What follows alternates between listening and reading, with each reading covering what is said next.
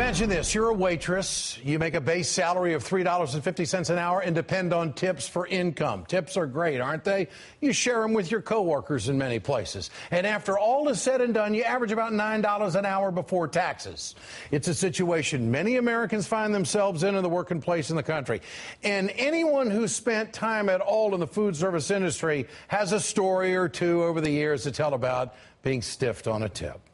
This story might make you lose a little bit of faith. Earlier this week, Chelsea Welch, an Applebee's employee, took to social media site Reddit to share a photo of a receipt left by a St. Louis pastor, Alois. According to Welch, the worker, the pastor and her party of, I should say, 20 ran up more than $200 worth of food, but weren't feeling so charitable when it came time to pay. The pastor crossed out the automatic 18% gratuity charge for groups larger than 8 and wrote, "I give God 10%.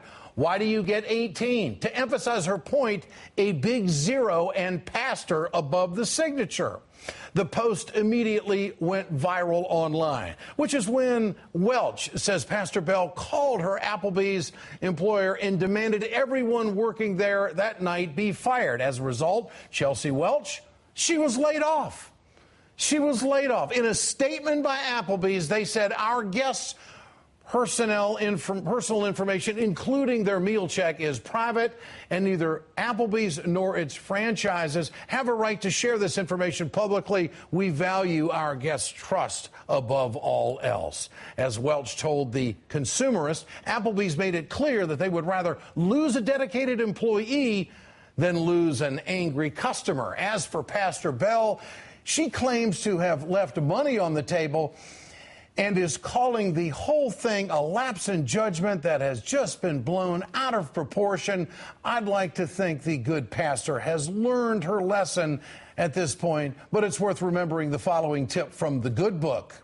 It's called The Golden Rule. Do unto others as you would want to have them do unto you. And if you don't want to pay your waiter or waitress a tip, then don't go out to eat.